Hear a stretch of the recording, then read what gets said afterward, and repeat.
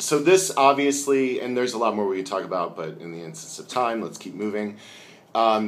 This leads to a lot of disappointment, right? He goes on to talk about exceptional disappointment starting on page 167. And in this idea, what we end up doing is we learn that students can't really navigate the material that they're giving. And so what do? They start using shortcuts. So even though Khan was impressed by the way in which, some students could navigate the material, what he actually, and he goes on, so this is on page 177, right? Despite our rough start, August and Leaf surprised me. Through their thinking, they lacked the kind of sophistication I'd foolishly expected. For the most part, though, they got it. This was because they specialized, related philosophical ideas to characters in her fiction, and August worked on following small bits of arguments and mapping out informal logic. Nothing particularly profound happened in the classes, but I soon realized I should not have expected it. So he goes on to say that, quote, their normality was a relief. They weren't exceptional, they were just high school students. And so he actually ended up being relieved by that. There's an argument here then that goes on to then the way in which that specialization process took on importance when they began the college admissions process. And I'm not going to spend a lot of time on this, but the basic argument here is that what St. Paul's is doing is that they can tell an individual story about each student that is very detailed, that is very specific, that makes that experience of them thinking they're quote-unquote special then translate into the admission to Harvard or Princeton or Yale, which is why, on average, more students from St. Paul's are getting into Ivy League schools than other institutions. So then we see then the inequality playing out, right? If you've already got privilege because you got to this special school and now you're being made to feel like you're important and you're being moved into yet another elite institution, well then we're just sort of moving up the chain of elitism, right? And we're leaving more and more people out as a result.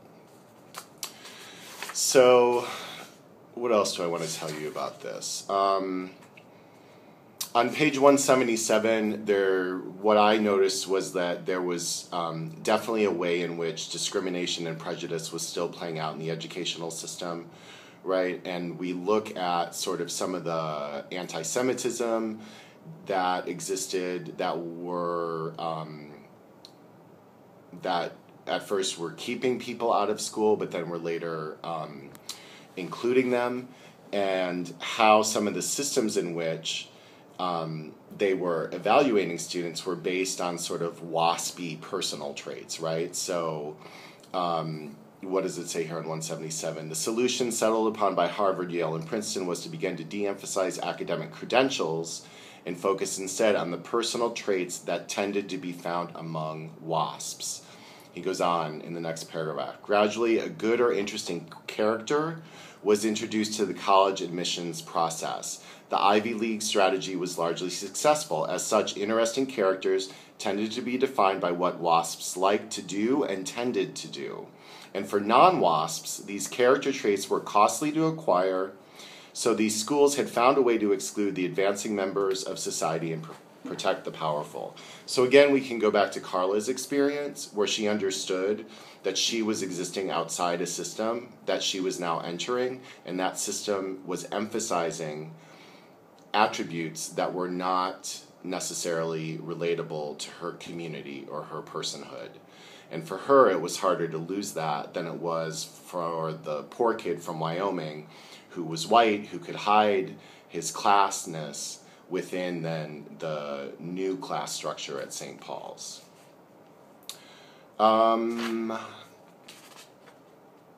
Let's see here. He goes on to talk about sort of the way students got around the requirements of their curriculum. SparkNotes was the most commonly used site, which they relied on and they also relied on, quote, a wide variety of online summaries. So a lot of students aren't doing the reading, they're just going and looking at summaries of readings because I think, what did one student say in here? Like, well, am I actually going to sit down? Oh, yeah, here it is on page 180. Oh, come on, Mr. Khan, Nick said to me gleefully. What am I going to do, spend 3 hours reading Beowulf? Well, yeah, duh. Like, that's what high school's for, right? That's what college is for. Read a book. Read 2 books. Read a book that you just want to read just for the sake of reading it. Like, this is part of what this experience is about. Like, we can't get everything. I mean, I love media just like everybody else, right? But we can't get everything from a film or a TV show or South Park. You know, we have to read.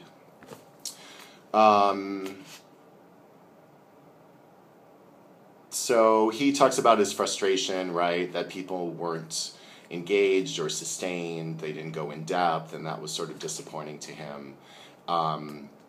They only worked on stuff if they had to hand it in, which, you know, I've seen that among students too, so I don't think that's just unique to St. Paul's. And then this sort of, you know, going back to the title, Learning Beowulf and Jaws, if you look on page 183, in that first full paragraph towards the end, in treating Beowulf like Jaws, the faculty equalizes the cultural plane, making students into cultural egalitarians. It is not that Beowulf does not matter, it does, but not so much as what is truly important. Beowulf is not used to exclude, but instead to emphasize how the world is available, knowable, and at your disposal.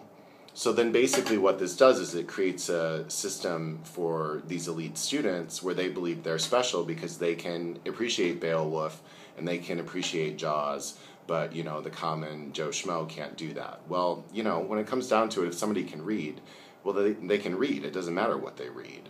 But our availability and how we're exposed to it makes a big difference.